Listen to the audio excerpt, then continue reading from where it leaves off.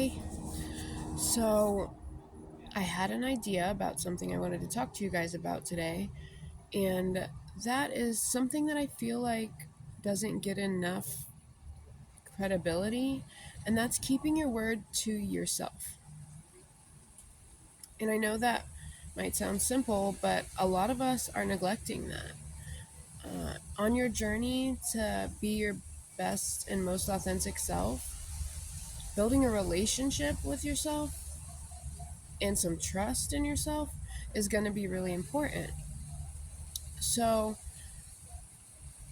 the best way that I've learned for myself to build self confidence is to believe in the things that I'm saying. And I can't believe in the things I'm saying if I'm always lying to myself. So, when I make small commitments to myself, like I'm going to drink more water, I make sure to do it. I think it's so easy for us to sort of neglect the things we said we would do for ourselves in lieu of taking care of other people. So let's say you made a commitment to work out today. It's a goal that you have because you want to be living a healthier lifestyle, or maybe you want a different shape of a body, and this is the commitment you've made to yourself to reach that goal. But a friend of yours needs a ride home from work, or even some friends of yours want to go out to dinner, and you feel obligated to be a good friend, right? Be active in your friendships. And so you go to dinner and neglect the commitment you've made to yourself to work out. Well, what we're teaching ourselves subconsciously is that we can't be trusted.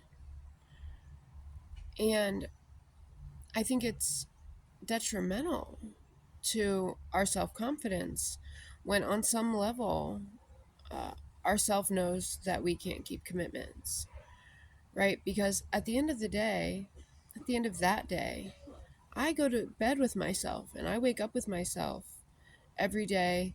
Not my friends. My friends who I went to dinner with will wake up and go about their day the next day, but I have to live with the fact that I didn't reach my goal.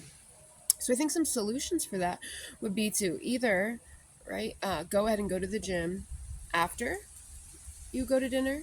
You could go to the gym before you go to dinner, or you could tell your friends, no, I can't tonight. I have another commitment. I really want to stress this point because we're the only person that knows if we broke our word to ourselves. So there's very little accountability there, right? There's no person besides our conscience to say, hey, didn't you say you were going to work out? So this takes a little bit of discipline. Another thing that keeping your word to yourself teaches you is to be more careful with the commitments you make. So let's take the example of wanting to work out.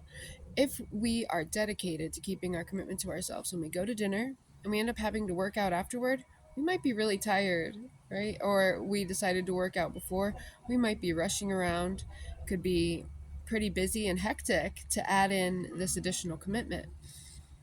And so, if we are disciplined in deciding that we're going to keep our word to ourselves, you'll notice that you're more careful about saying, I'm going to do this or I'm going to do that. You won't throw that word around so often.